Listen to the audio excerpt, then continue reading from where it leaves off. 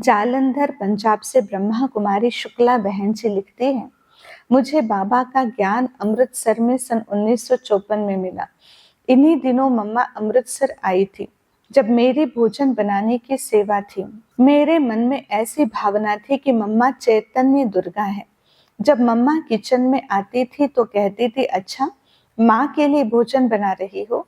एक दिन की बात है कि किचन में एक माता जब गुड़ का दलिया बनाकर ले जाने लगी तो पतीला हाथ से छूट गया। मेरे हाथ पांव पर दलिया गिर पड़ा। उसी समय बहनें मम्मा को बुला लाई। मम्मा ने देखा तो कहा, मम्मा के लिए खाना बना रही थी, कोई बात नहीं, ठीक हो जाएगा। उसी समय मुझे ऐसा लगा कि मेरा पाँव शीतल हो गया और मम्मा ने मेरा सारा दर्द हर लिया। सब पूछने लगे कि दर्द तो नहीं हो रहा है। मैंने कहा, मुझे तो पता ही नहीं चला कि दर्द भी था। मम्मा की चाल को देखकर बाबा कहते थे कि देखो, धरती भी मम्मा को प्यार करती है। फरिश्तों की तरह मम्मा हमेशा हल्की रहती थी। मम्मा कितनी भी सेवा करती थी, लेकिन कभी भी उनके चेहरे पर थकावट नजर नहीं आती थी। सदा मुस्कुराती और हल्की नजर आती थी। बाबा जब भी मम्मा को कोई सेवा देते तो मम्मा सदा जी बाबा कहती। बाबा भी सदा कहते थे कि मम्मा इतनी पक्की पिद्दी है कि एक शिव बाबा को ही दिलवर बनाया है और किसको भी दिल की बात नहीं सुनाती। जब भी मम्मा किसी जगह से विदाई लेती थी तो सबकी आंखें नम हो जाती थी, पर मम्मा इतनी पक्की थी कि कभी भी उनकी आंखों में आंसू नहीं आते थे। मम्मा कहती थी, बहाओ आंसू, कोई बात नहीं, लेकिन प्रेम के आंसू हो। अगर प्रेम के आंसू है तो मोती बन जाएंगे। मम्मा हर एक के दिल की बात ऐसे सुनती थी जैसे कि कोई माँ अपने बच्चे का दुख सुन रही हो। सब मम्मा से ऐसे हल्के होकर जाते थे जैसे कि मम्मा ने सारा बोझ उतार दिया हो। सबका मम्मा से बहुत प्यार था। मम्मा सारी बात सुनकर कहती थी, इतनी बटोला बटोली की, अब कोई अपनी बात भी सुनाओ कि तुम्हारे अंदर कौन सी कमी है। दूसरों की सुनाते थे ना। मैं मम्मा बाबा का भोजन बनाती थी, इसलिए एकदम सारी बात मम्मा बाबा को निसंकोच बता देती थी। मैंने एक दिन मम्मा को बोला, मम्मा आप कहते हो कि हम तो शिव शक्तियां हैं, लेकिन मैं डरती छोटी सी बात से हूँ। उसी समय मम्मा ने कहा, पहले दिन में 11 बार बोलो कि मैं शिव शक्ति भारत माता हूँ, फिर मेरे पास आना। इस रीति से मम्मा ने मुझे निडर बनाया। जब भी कोई सेवा करके आते थे तो पहले मम्मा को सुनाते थे कि आज यह जिज्ञासु आया, उसने ऐसे प्रश्न पूछा। तब मम्मा बाबा उसका तरीका बताते थे कि इसका क्या जवाब होना चाहिए। फिर जब मम्मा बाबा पत्र लिखते थे तो पूछते थे कि बाबा को पत्र किस किसने लिखा है। उसी के नाम पत्र में लिखते थे, क्योंकि बाबा कहते थे कि जिसने पत्र लिखा है वो तो इंतजार में होगा, जिसने नहीं लिखा वो थोड़ी ही इंतजार में होगा। जब मम्मा अमृतसर आई थी तो उस समय हमें छोड़कर अन्य किसी के भी माता पिता ज्ञान में नहीं चलते थे। उस समय लोग कहते थे कि यह ब्रह्मा कुमारियां लोगों को भगाती है। तब यह सिद्ध करने के लिए कि ये भगाती नहीं है बल्कि सेवा के लिए भेजती हैं, मम्मा ने प्रोग्राम रखा तो हमारे परिवार वालों ने हमें मम्मा के आगे अर्पण किया और हमारे लौकिक बाप ने मम्मा के आगे गीत गाया कि मैं 2 कलियां लेकर आया हूँ, साथ खुद भी अर्पण होने आया हूँ। जब मम्मा वापस आबू आई तो बाबा ने मम्मा से पूछा, क्यों मम्मा अकेली आई है, कोई बलि नहीं चढ़ा? तो मम्मा ने मुझे और राज बहन, जो मेरी लौकिक बड़ी बहन, उनको आगे किया। हम बाबा के पास चले गए। बाबा फिर हमें 1 घंटा दृष्टि देते रहे और योग से ही हम दोनों में इतनी शक्ति भर दी जैसे हम सूक्ष्म लोक में बैठे हैं। मम्मा बाबा की दृष्टि जीवन को सुखदायी और निर्मल बनाने वाली थी। मम्मा से प्रथम मुलाकात सन 1954 में मधुबन में हुई। जब मैंने पहली बार मम्मा को देखा तो देखते ही ऐसे अनुभव हुआ जैसे कि कई सालों से माँ से अलग हुआ बच्चा अपने माँ से मिल रहा हो। मन बिल्कुल हल्का हो गया और दिल करे कि मम्मा की आंखों में देखते रहूं और साथ साथ मेरी आंखों से आंसू भी बहते रहे। सन 1964 में जब मम्मा पहली बार जालंधर आई तो मैंने क्या विशेष बात देखी कि मम्मा के आने पर हमने कोई माइक कलाकार आदि को नहीं बुलाया, पर कई कलाकार अपने आप आए जिनका नाम तक हमें पता नहीं था। उन्होंने रो रो कर गीत गाए कि हमारी माँ आई है। जब उनसे पूछा कि भाई आप कैसे आए, तो उनमें से कईयों ने कहा कि हमें सपने में पता मिला कि माँ यहाँ आई हुई है। किसी ने कहा कि सफेद वस्त्रों में हमें दिखाई दी। सभी ने बहुत अच्छे अच्छे अनुभव सुनाए। इन बातों से मैंने जाना कि मम्मा के अंदर की माँ की पालना करने की दिव्य शक्ति है, जिससे उनके स्नेह के प्यासे बच्चे खींचे चले आए। मधुबन की बात है, एक दिन मम्मा मुझे अपने कमरे में ले गई और कहा कि तुम्हें क्या चाहिए। हमने कहा कि बस आपका प्यार सदा साथ रहे। तो मम्मा ने भगवा मोगिया रंग की 2 चुन्नियां ली, एक राज बहन जी को और एक मुझे अपने हाथों से पहनाई। इस प्रकार मम्मा के उस अलौकिक प्यार का अनुभव आज भी हमेशा मेरे साथ है और उसको जब स्मृति में ताजा करती हूँ तो मेरे पुरुषार्थ में तीव्रता आती है। बठिंडा के ब्रह्मा कुमारी कमलेश बहन जी अपना अनुभव सुनाती हैं कि सन 1954 में ईश्वरीय विश्वविद्यालय में मेरा परिचय हुआ। 1-1.5 वर्ष के बाद आबू से हमें संदेश आया कि मातेश्वरी जी पंजाब के टूर पर निकली हैं। हमने अपना सौभाग्य समझा कि हमारे छोटे से गांव में भी श्री मातेश्वरी जी आएंगी और हम सबसे मुलाकात करेंगे। मातेश्वरी जी का हमारे गांव में आना हुआ।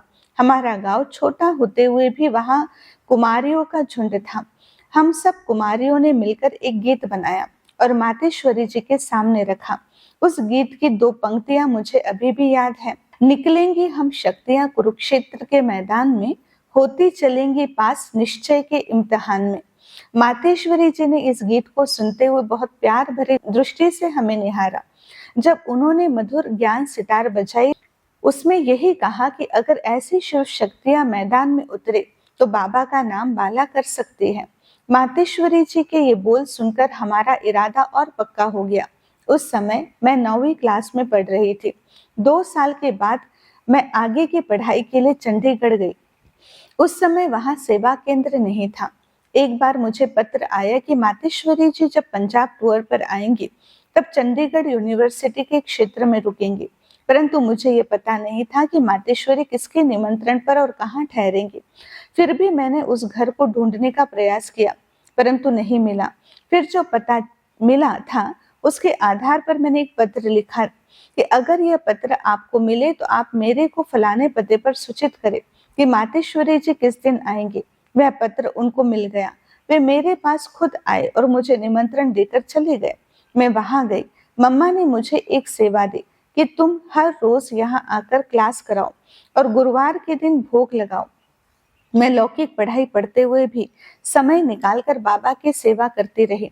फिर चंडीगढ़ में सन 1960 में सेवा केंद्र स्थापित हुआ। फिर वहां मातेश्वरी जी का आगमन हुआ। उस समय मातेश्वरी जी 2 दिन वहां रही। उनको देखकर मुझे यही प्रेरणा बार बार आती थी कि जैसे मातेश्वरी जी धारणा मूर्ति है, गंभीर है, सरल स्वभाव की है, ऐसे मुझे भी बनना है। जब मातेश्वरी जी सामने बैठी होती थी तो ऐसा लगता था कि जैसे शेरनी शक्ति बैठी है और हमको ऐसा बनाने के लिए इशारा कर रही है। उनके महावाक्य सुनते ही मन में उमंग उत्साह भरता था कि हम भी क्यों नहीं बाबा के कार्य में हाथ बटाएं। लौकिक पढ़ाई के समय बीच बीच में मुझे मातेश्वरी जी के पत्र आते थे। उनमें वे लिखती थी, बच्ची तुम शेरनी शक्ति हो, कैसी भी परिस्थिति आए तुम्हें डरना नहीं है, पास होना है। तुम्हें एक बल एक भरोसे के निश्चय के बल से उन परीक्षाओं में पास होना है। इन प्रेरणाओं से मैं आगे बढ़ती गई और पढ़ाई पूरी करके कुछ समय लौकिक सेवा और साथ साथ ईश्वरीय सेवा भी की। एक समय आया जब मेरे सारे लौकिक बंधन टूट गए और सन 1962 में पूर्णतः ईश्वरीय सेवा में समर्पित हो गई।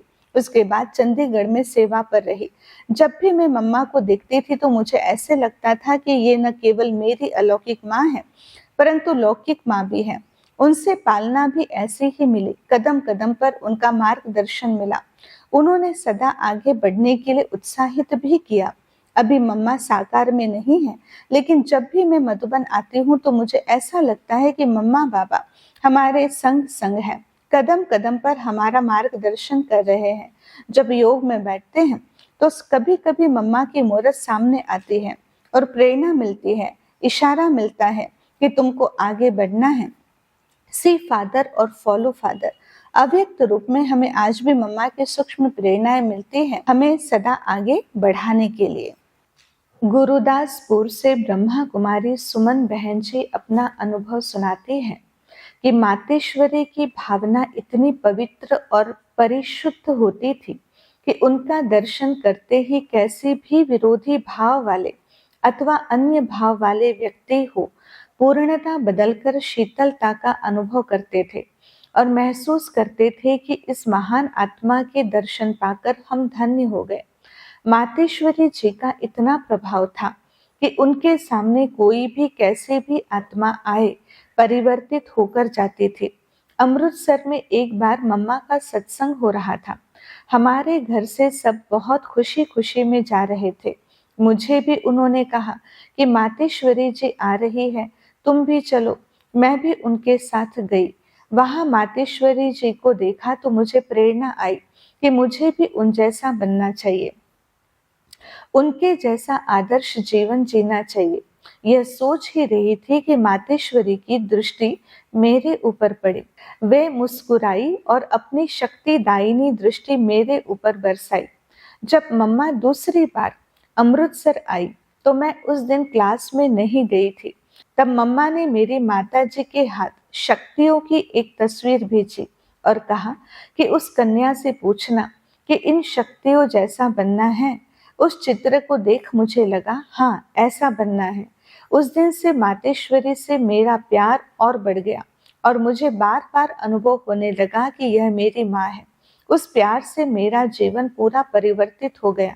जब पहली बार मैंने मम्मा को देखा तो मुझे मम्मा अष्टभुजाधारी देवी दिखाई पड़ी। ताज पहने हुए थी, चमकीले रंगीन वस्त्र थे, सर्व अस्त्र शस्त्रों से सुसज्जित माँ शक्ति के रूप में दिखाई पड़ी। मम्मा का जीवन बहुत ऊंचा था। एक बार की बात है, मम्मा के सामने कई कन्याएं बैठी थी। मम्मा उनसे मिल रही थी, मैं भी थी। जब मुझसे मम्मा मिल रही थी तो मम्मा ने पूछा, बच्चे, ईश्वरीय जीवन में बहुत परीक्षाएं आएंगी, तुम उनको पास करोगी? मैंने कहा, हाँ मम्मा जरूर। फिर पूछा, इतनी इतनी मिर्चें खानी पड़ेंगी, खाओगी? मैंने कहा, हाँ जी। आगे फिर कहा, इतने बड़े बड़े घड़ों पानी पीना पड़ेगा, पियोगी? मैंने कहा, हाँ जी।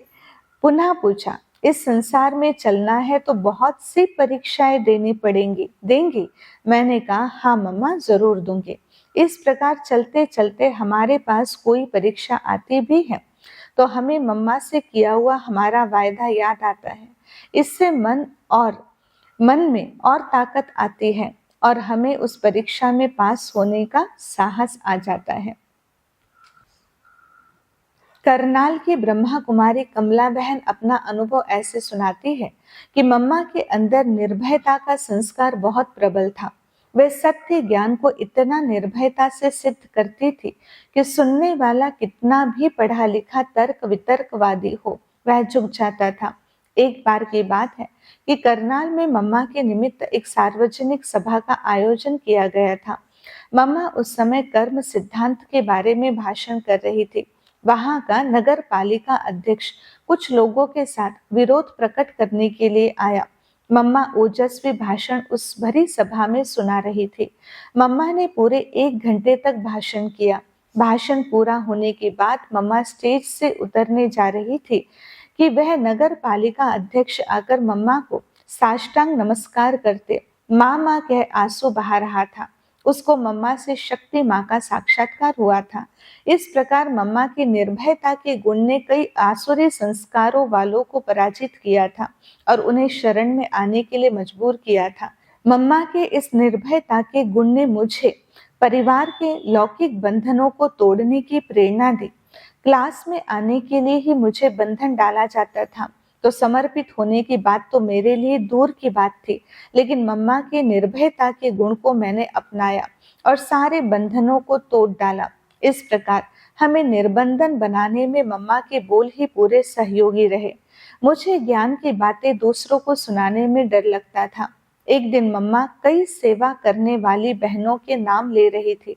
मुझे भी अंदर से इच्छा हो रही थी कि मम्मा मेरा भी नाम ले। उस दिन मैंने मम्मा से पूछा, मम्मा आपने मेरा नाम क्यों नहीं लिया? तब मम्मा ने कहा, बच्ची मम्मा उनके ही नाम लेती है जो बाबा की बहुत सेवा करते हैं। तुम भी बाबा की खूब सेवा करो तो तुम्हारा नाम भी लूंगी। तब मुझे मन में आया कि मुझे बाबा की सेवा करनी है। तब से मैं बाबा के ज्ञान को सुनाने की सेवा करने लगी। मम्मा के उन शब्दों ने मुझे बेझिझक ईश्वरीय ज्ञान सुनाने की प्रेरणा दी। उसके बाद मैं बड़ी बड़ी सभाओं में बाबा का संदेश निर्भयता से देने लगी। एक बार करनाल में क्लास के बाद मम्मा हम कन्याओं के साथ बैठे थे। मम्मा के बहलाने में भी बहुत कुछ रास भरे रहते थे। मम्मा सदा कहा करती थी, सदा सबको सुख दिया करो, 5 तत्वों को भी दुख नहीं देना। अगर कोई जोर जोर से चप्पल से आवाज करते हुए चलता है तो मम्मा कहती थी कि धीमे धीमे चला करो, धरती को भी कष्ट नहीं देना, तत्वों को भी तुम सुख दो ताकि ये तत्व भी तुम्हें सुख दे। जिस प्रकार एक माँ अपनी बच्ची को हर बात समझाती है कि कैसे बात करे, कैसे चले, कैसे व्यवहार करे, वैसे मम्मा भी हर तरह की शिक्षा देकर हम बच्चों को योग्य बनाती थी। जब भी मैं मम्मा को देखती थी तब मम्मा मुझे सजी सजाई ताजधारी शक्ति के रूप में दिखाई पड़ती थी। माँ होने के कारण मम्मा के लिए सब अपने ही बच्चे थे। वे किसी तरह का भेदभाव नहीं करते थे। जिस प्रकार लौकिक माँ अपने बुद्धिमान बच्चों को भी प्यार करते हैं और बुद्धिहीन बच्चे को भी प्यार करते हैं, उसी प्रकार कोई यज्ञवत्स मम्मा के पास किसी की शिकायत लेकर जाता था तो मम्मा कहती थी, बच्चे उसका कोई अवगुण बताने से पहले तुमको उसका कोई एक अच्छा गुण सुनाना पड़ेगा। पहले उसका एक अच्छा गुण सुनाओ, बाद में उसका अवगुण सुनाओ। जब वो उसके अच्छे गुण के बारे में सोचने लगता था तो उसमें जो जोश होता था वह धीरे धीरे ठंडा हो जाता था। उसका अच्छा गुण सुनाने के बाद उसका अवगुण कैसे सुना सकता था? इस प्रकार मम्मा प्यार से दोनों बच्चों का झगड़ा स्नेह में परिवर्तित कर देती थी और अपने दोनों बच्चों के प्रति एक समान दृष्टि रखती थी। कैथल की ब्रह्मा कुमारी पुष्पा बहन जी बताती है कि इतनी सारी जिम्मेवारियां होते हुए भी मम्मा शांत और गंभीर रहती थी। गंभीरता ऐसे कि उसका भेद कोई पा नहीं सकता था, अर्थात उनके अंदर क्या है यह जान नहीं सकता था। आम आदमी जो होते हैं उनके अंदर में जो भी होता है उसको वह 10 आदमियों को सुनाकर अपने को हल्का कर लेता है, लेकिन मम्मा से पूछने की किसी को भी हिम्मत नहीं होती थी कि मम्मा आपके मन में क्या है। इतनी वह सागर की तरह गंभीर रहती थी। इसका अर्थ यह नहीं कि मम्मा हर्षित मुख नहीं थी। मम्मा हंसती थी लेकिन शालीनता के साथ। जब मैंने पहली बार करनाल में मम्मा को देखा तब उनको मैंने जगत माँ के रूप में देखा। मम्मा महीना भर करनाल में रही। मम्मा बड़े बड़े बुजुर्गों को भी बच्चों की तरह पालना देती थी। मम्मा की दृष्टि उन पर पड़ते ही वे माँ मम्मा कहकर उनका लाड़ दुलार पाने के इंतजार में रहते थे। मम्मा अपनी दृष्टि से निहाल कर देती थी और वे मम्मा का दर्शन पाकर प्रेम के आंसू बहाते थे। एक बार मम्मा करनाल में आने वाली थी। उनके स्वागत के लिए कई भाई बहनें स्टेशन पर गए थे। उनमें बुजुर्ग भी थे, प्रौढ़ तथा वयस्क भी थे। वहां कुछ लोगों ने पूछा कि ये कौन है?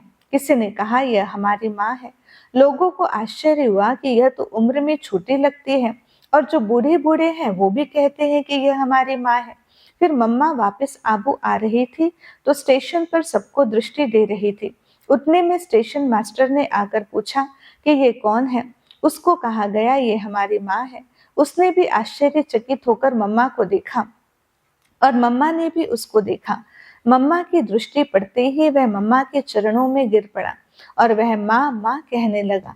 इस प्रकार अनेक भक्तों को भी आभास होता था कि मम्मा एक देवी शक्ति है, देवी माँ है। मैं बहुत बांधेली थी। एक बार मैं छिपकर मम्मा से मिलने गई। मैंने मम्मा से कहा, मम्मा मेरे बहुत कड़े बंधन है, क्या करूं? तब मम्मा ने कहा, ईश्वरीय सेवा एक ऐसा मधुर और श्रेष्ठ बंधन है जो सर्व स्थूल बंधनों को काटकर फेंक देता है। इस प्रकार मम्मा ने मेरी ईश्वरीय सेवा में रुचि बढ़ाई और सर्व बंधनों से मुक्त कर ईश्वरीय सेवा के लिए समर्पित होने का भाग्य भी बनाया।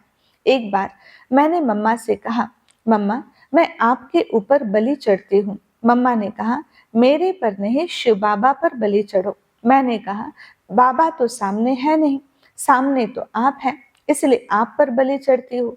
मम्मा ने कहा, देखो बच्ची, बलि चढ़ना आसान नहीं, सारे लोग देख रहे हैं, दुनिया भी देख रही है। मैंने कहा, मम्मा मैं तो पहले ही आप पर बलि चढ़ी हुई हूँ। मम्मा ने कहा, बलि पूरा चढ़ना पड़ेगा। मैंने कहा, हाँ मम्मा। उसी समय मम्मा ने मेरे सिर पर हाथ रखा और कहा, तुम अभी शिव पर बलि चढ़ गई हो। मम्मा ने बलि अपने ऊपर नहीं चढ़ने दिया, कहा, तुम शिव पर बलि चढ़ी हो। इस तरह मम्मा हमेशा एक बाबा की तरफ ही इशारा करती थी और कहती थी कि उसे एक का अनुसरण करो और उसी को याद करो। बाबा की हर बात पर मम्मा सदा हांची हांची करके चलती थी। मम्मा ने साकार बाबा में सदा निराकार बाबा को देखा। उनकी किसी भी बात को कभी हल्के रूप से न देखा, न लिया। सदा ऑलमाइटी की आज्ञा समझकर चली और दूसरों को भी यही सिखाती रही। बाबा मम्मा को बेटी के रूप में देखते थे तो माँ के रूप में भी देखते थे। बाबा ने उनको हमेशा यज्ञ माता का ही सम्मान दिया। कभी बाबा मम्मा को कहते थे, मम्मा आप तो यज्ञ माता हैं, जगत माता हैं, बच्चों को याद प्यार दो। तो मम्मा बाबा के कहने अनुसार याद प्यार देती थी। इस प्रकार बाबा भी मम्मा को बहुत इज्जत देते थे और वैसे व्यवहार भी करते थे। बाबा बेटी के रूप में आज्ञा भी करते थे और यज्ञ माता के रूप से अथाह सम्मान भी देते थे। कचहरी में मम्मा गलती किए हुए व्यक्तियों को सजा नहीं देती थी अथवा डांटती नहीं थी, परंतु यह जरूर कहती थी, आगे के लिए ध्यान रखो और दोबारा गलती होने नहीं देना, अच्छा कर्म करो।